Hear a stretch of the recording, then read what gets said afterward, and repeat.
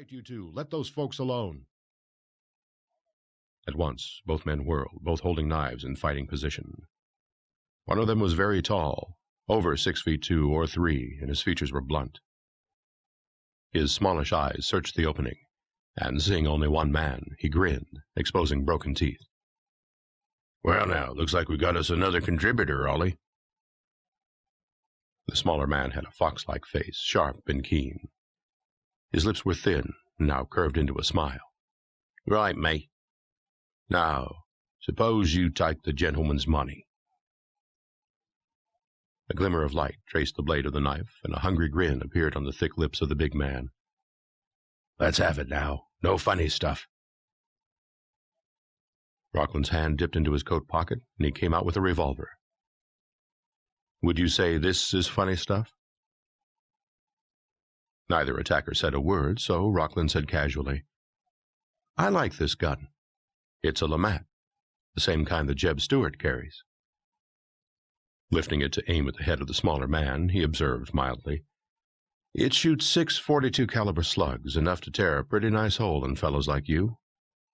But if you survive all that, there's a 20-bore shotgun barrel underneath. See?" He lifted the Lamat slightly, then added, "Pretty messy thing, getting hit in the belly with shotgun shells. Now, just a minute. Drop those knives and get out of here." The two men at once threw down their knives and scurried away, disappearing into the darkness like nocturnal animals. Rocklin slipped the revolver into his pocket, then asked, "Are you two all right?" "I think so," the man said, and turned to the woman. "All right, Carmen?" "Yes?"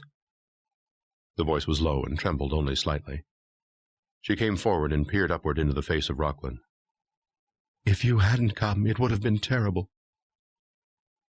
"Let's get out of here," her companion spoke up. "They might come back." He moved quickly onto the sidewalk, drew a deep breath, and shook his head. A light falling from the streetlight revealed the lean face of a man in his late 20s, aristocratic and handsome. His voice was a rich baritone, as he said with a grateful smile, "And your name, sir?" "Frank Rocklin." "Ah, Mr. Rocklin. My name is Roland Middleton, and this is Miss Carmen Montaigne."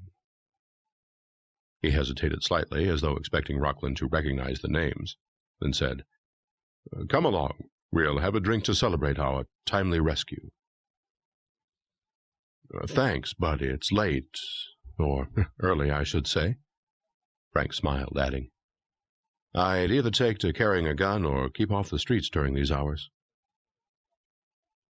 "Please, Mr. Rocklin, I'd feel much safer if you'd walk with us to our hotel," Miss Montaigne said.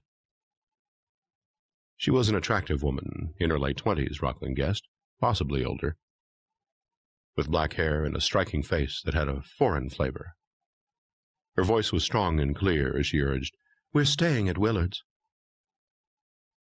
There was a magnetism in her voice, and her eyes were compelling as she turned them fully on him.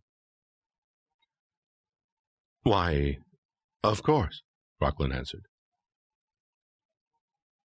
The trio made their way down the street, Middleton speaking of the dangers of the city, the woman saying nothing. She let her arm brush against Rocklin's as though for security, and when they reached Willard's, she put her hand out. "I'll never forget your help," she said, smiling up at him. "I insist that you give Roland and me a chance to show our gratitude." "Why, certainly." Middleton reached into his waistcoat pocket and came out with several small slips of paper. "I don't know if you're a man who likes the theater, but you must come for our performance, tonight if possible." Carmen examined Rocklin closely, taking in the tall, strong figure in a glance, then noting the deep-set dark brown eyes under heavy black brows. He had olive skin, a straight nose, and high cheekbones. His mouth was wide, and his slightly waving hair was black as her own. He was a handsome man, somewhere in his early 20s, she estimated. His hands were square and rather thick. He wore a dark brown coat, a pair of tan trousers, low-heeled black boots, and a tan hat with a medium brim shoved back on his head in a careless fashion. Rocklin peered at the tickets, then looked up to ask quickly,